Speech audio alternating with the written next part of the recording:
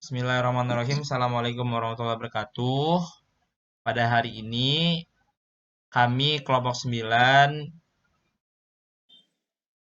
KDKA akan mempresentasikan yang berjudul Pedoman Penyelenggaraan Pelatihan di Bidang Kesehatan dalam Peraturan Menteri Kesehatan Republik Indonesia Nomor 725/Menkes/SK/5/2003. Penolakan kelompok kami ada beranggotakan 4 orang. Yang pertama ada Anggreni Rara Sasmita, M. Raja Kusuma, dan saya Pak Sigit Lana, serta kawan saya yang bernama Fania Agatha. Lanjut. Yang pertama, Bapak pertama, ketua umum dari presentasi ini. Dalam presentasi ini dimaksud dengan ada pelatihan, ada tenaga kesehatan, ada institusi pelatihan di bidang kesehatan, ada kurikulum, dan ada akreditasian untuk ketua umum. Lanjut, Fani. Ada akreditasi institusi pelatihan, ada sertifikat pelatihan, akreditasi, sertifikasi, kepala badan dan kepala dinas. Lanjut. Bab 2 ada penyelenggaraan. Pelatihan di bidang kesehatan itu diarahkan untuk meningkatkan penguasaan pengetahuan, sikap, dan keterampilan di bidang kesehatan. Yang kedua, meningkatkan penguasaan pengetahuan, sikap, dan keterampilan serta kewenangan di bidang teknis kesehatan.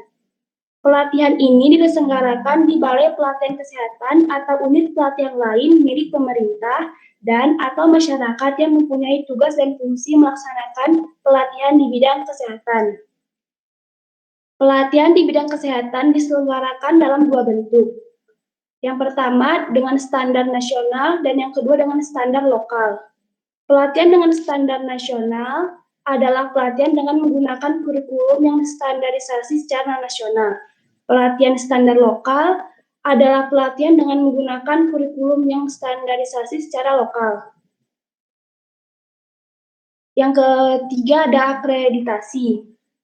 Akreditasi fungsinya untuk menentukan layak tidaknya suatu pelatihan yang dilakukan akreditasi pelatihan dan untuk institusi pelatihannya dilakukan akreditasi institusi pelatihan.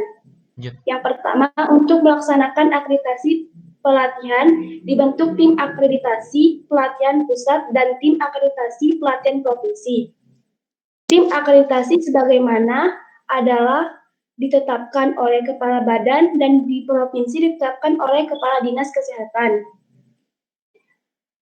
Melaksanakan akreditasi dibentuk tim akreditasi institusi pelatihan pusat ditetapkan oleh kepala badan. Akreditasi pelatihan ditinjau setiap tahun dan akreditasi institusi pelatihan ditinjau setiap 3 tahun terhadap komponennya. Pedoman pelaksanaan akreditasi sebagaimana yang dimaksud adalah tercantum dalam lampiran pertama.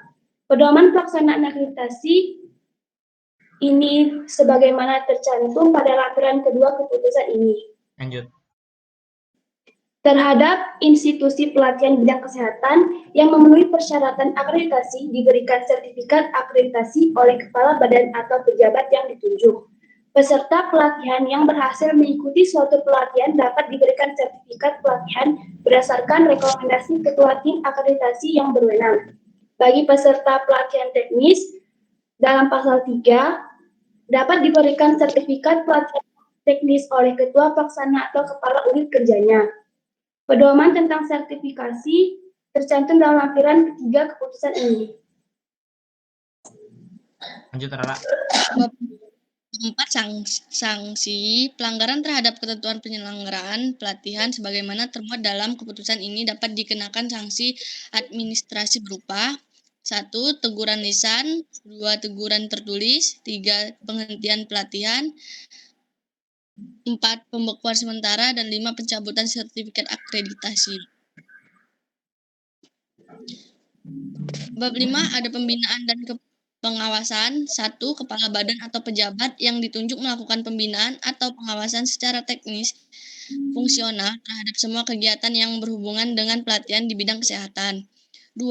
Kepala Dinas melakukan pembinaan dan pengawasan terhadap semua kegiatan yang berhubungan dengan pelatihan di bidang kesehatan di wilayah kerjanya. 3. Dalam pelaksanaan pembinaan dan pengawasan, sebagaimana dimaksud pada ayat 1, dapat mengikutsertakan institusi atau organisasi profesi kesehatan yang terkait. Dan bab 6, ketentuan penutup. Dengan ditetapkan keputusan ini, maka semua ketentuan mengenai pedoman penyelenggaraan pelatihan di bidang kesehatan dinyatakan tidak berlaku lagi. Keputusan ini mulai berlaku sejak tanggal ditetapkan. Cukup sekian dari kelompok 9. Terima kasih atas perhatiannya. Assalamualaikum warahmatullahi wabarakatuh. Waalaikumsalam.